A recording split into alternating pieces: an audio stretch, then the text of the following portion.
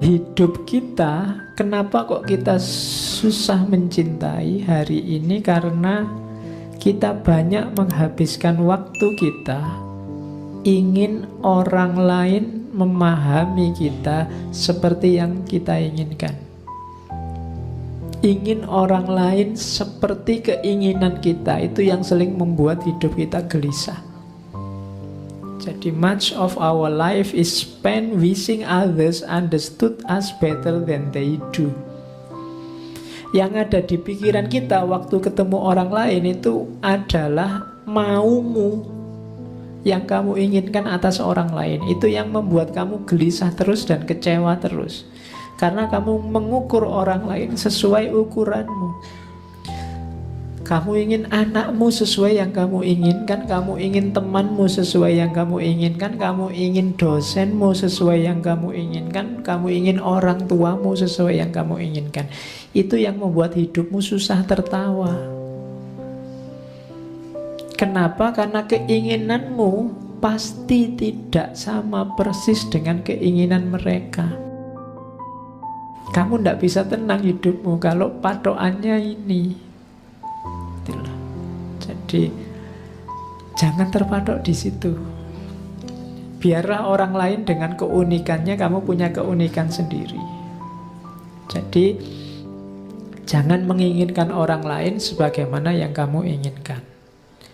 Meminta boleh, menasihati boleh, tapi mengidealkan orang seperti idealmu, itu nanti kamu tidak bisa hidup, mereka juga tidak bisa hidup. Kamu dilanda kekecewaan. Kalau kamu punya kuasa, kamu akan memaksa mereka sesuai keinginanmu. Ini yang sering jadi masalah. Yo, contohnya nggak sulit-sulit, ngaji ini saja. Itu kan kalian ingin saya kayak gimana, aku juga pingin kamu kayak gimana. Ini kalau kita kuat-kuatan di situ, ngaji ini bisa bubar. Kamu misalnya pengen saya itu Pak, inginnya tema ngaji itu yang ini sesuai versimu. Nanti yang lain juga punya keinginan, jangan tema itu Pak. Kalau saya Pak, tema penting itu ini. Lo nek tak turuti kabeh siji ndak sido ngaji. Jadi kamu ingin saya sesuai versimu dan nanti kamu kecewa.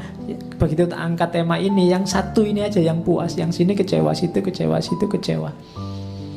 Jadi kalau kita saling mengontrol orang lain, saling menginginkan orang lain sesuai versi kita, pada akhirnya hidup kita tidak akan tenang, kita akan galau terus, sumpek terus. Karena kita ngukur orang lain dengan ukuran kita. Jadi itu, kalau tadi relasi cinta, kalau sekarang tolong biarkan orang dengan versinya. Jangan memahami orang dengan versimu. Terus ada kalimat lagi yang saya bawa tentang open mind. Katanya Alpot, kita kan sering diceramai oleh ustadz-ustadzmu, gurumu, dosenmu menyuruh kita open mind, berpikiran terbuka. Berpikiran terbuka itu berarti menerima hal-hal baru. Dan ini dianggap kebaikan. Katanya Alpot, iya, secara ideal berpikiran terbuka itu bagus. Tapi dalam prakteknya kelihatannya tidak sesederhana yang dibayangkan. Berpikiran terbuka itu berarti kan kita menerima wawasan yang baru sehingga wawasan yang lama disingkirkan. Padahal katanya Alpot, prosesnya tidak begitu. Berpikiran terbuka itu prosesnya tidak sesederhana kelihatannya. Berpikiran terbuka itu selalu dalam bentuk konflik. Kenapa? Karena kalau ada yang baru, kita memahaminya kan pasti dengan kacamata yang lama. Kalau tidak pakai kacamata Pak, tidak bisa. Hidup kita itu selalu punya cara berpikir, cara pandang, punya perspektif yang lama. Sehingga ketika ada yang baru masuk, itu kan tidak serta-merta kita telan, tapi selalu kita lihat dengan kacamata lama yang kita miliki. Itulah gunanya masa lalu sebenarnya. Jadi berpikiran terbuka itu bukan kok membuang yang lama kemudian tiba-tiba mengambil yang baru, tapi sebenarnya mengadaptasi yang baru dengan kacamata lama. Makanya ada adagium yang terkenal, al-muhafadzah alal qadim wal akhdhu bil jadid. Ini kalau bahasa Arabnya kalimatnya Alpot mungkin begitu. Kamu kan tidak pernah tanya, opo ndak tabrakan pak? Yang lama dijaga, yang baru diambil. Ini kan kalau urusannya sama kan bisa saling menggusur. Tapi katanya Alpot tidak begitu sebenarnya prosesnya. Jadi prosesnya itu yang baru masuk, tapi yang baru ini pasti kita pahami dengan kacamata lama, sehingga nanti terjadi adaptasi. Pada akhirnya yang baru dan yang lama saling lebur, lahir sesuatu yang beda. Nah, ini salah satu pandangannya Alpot. Oke, terakhir ada kalimat life is too short so we must generalize.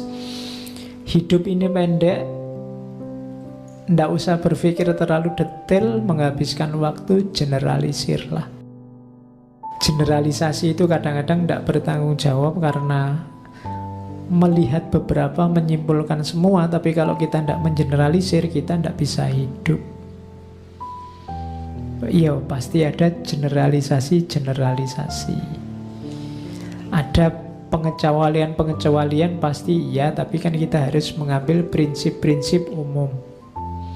Jadi rumusnya hidup begitu. Ini maksudnya apa? Tadi kan kita punya filosofi hidup, punya pandangan hidup, punya persepsi-persepsi tentang kehidupan. Sifatnya kan pasti generalisasi, tidak apa-apa.